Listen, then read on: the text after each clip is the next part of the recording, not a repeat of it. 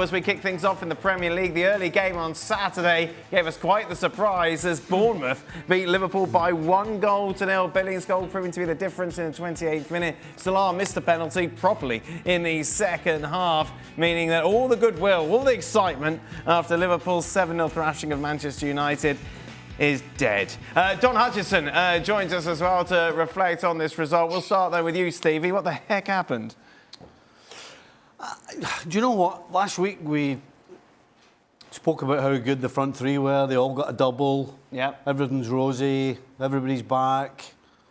Well, today they had to do the job, and they didn't do it.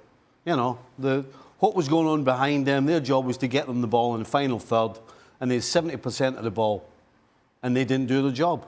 Your three front men today did not do the job. 15 shots is plenty of shots, by the way. You only get 6 on target, and I'm actually trying to remember if there was a proper save. So, yeah, to me, this is down to the front men. Now, listen, you lose a goal, and actually, the defence, every time Bournemouth did break, looked a little wobbly. Yeah. So, what we're talking about is a performance that we've seen quite a lot from Liverpool. So the United game was an anomaly? Well, I think if you look at the big picture, what we saw today is more of an outline of what Liverpool are as opposed to what we saw last week. So, yes, it was a surprise, but the more you think about it, should it have been? Because we've seen it before this year. In some sense, it made it a bigger embarrassment for Man U. Right. The way that they capitulated, little old Bournemouth, who were joint bottom of the table, being strong. All right, put a good performance up last week against Arsenal. We're very unlucky when Arsenal came back and won at the end. But come on. That was embarrassing from Liverpool again. And as Stevie said, that's kind of the Liverpool we've been accustomed to this year, unfortunately. Yeah. But yeah, it just shows you how poor Man United were to capitulate in that manner. When Bournemouth... Have you turned this into an anti-Manchester United conversation? Well, you brought up Man United. Well, yes, because obviously they went into it winning 7-0. Yeah, which I'm trying to tell you, the fact that Bournemouth can keep Liverpool to a clean sheet and Man United, it could have been double figures, tells you how embarrassing their performance was last week. So different narratives, obviously, from both sides. As Craig mentioned, obviously, Arsenal coming from behind to beat Bournemouth, Liverpool thrashing United. You imagine the mentality of both of these teams would be in such different places, yet it was Bournemouth who was stronger across the 90 minutes. Yeah, but therein lies the problem, Dan, because I think Liverpool winning 7 last week, they probably thought they were going to waltz into this game and beat little old Bournemouth, bottom of the league. So they were complacent. I thought the two centre-backs, like Stevie said, looked a bit wobbly. They were reacting instead of smelling the danger.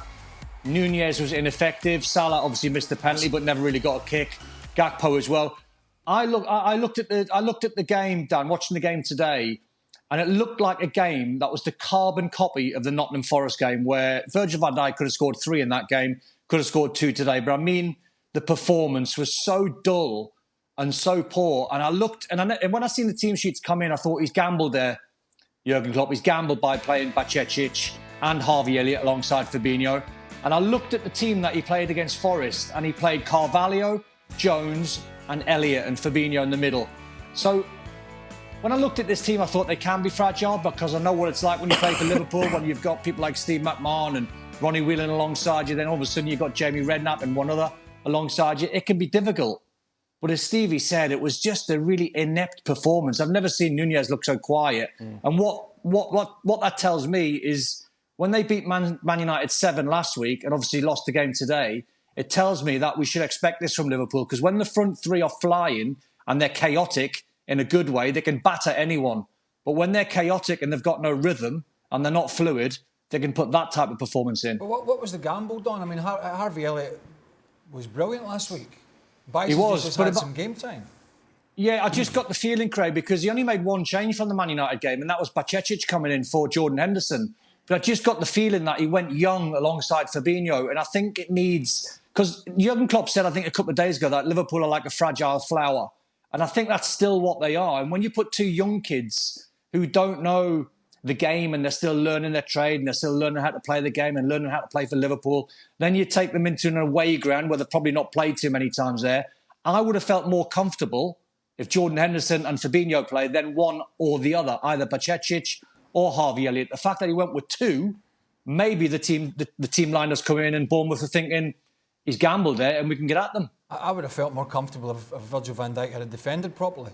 Yeah, what's going on there? For the umpteenth time. I would have felt better if Trent Alexander-Arnold, who got a lot of praise last week, even knew there was a player coming in.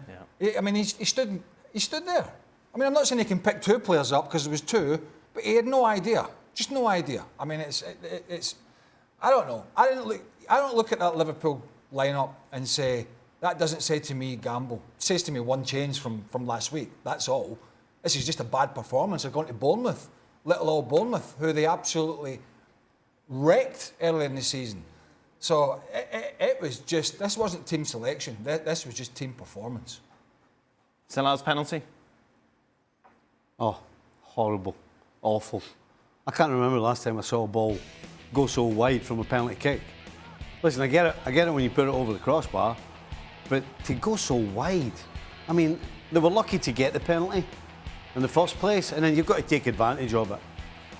And didn't take advantage. They never took advantage of one situation in this entire game. And actually, if you look at Man City, for long periods, Man City today, for me, kind of looked like Liverpool going forward. They never looked like they were going to score. It was all slow and they weren't creating anything. But you know what? They got one opportunity pretty much and they took advantage of it. Liverpool have lost 10 games away from home this season, Stevie. But it's not, is it really? Here's the thing.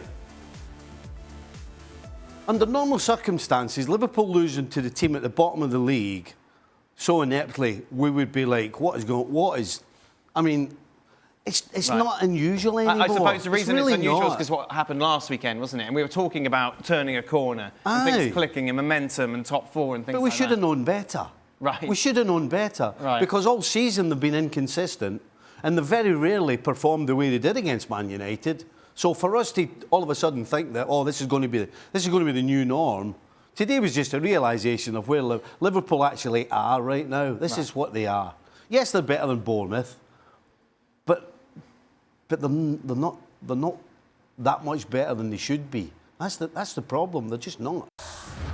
Well, thank you very much for watching ESPN on YouTube. For more sports highlights and analysis, be sure to download the ESPN app. And for live streaming, premium content, and let's not forget as well, ESPN FC 7 days a week. Subscribe to ESPN Plus.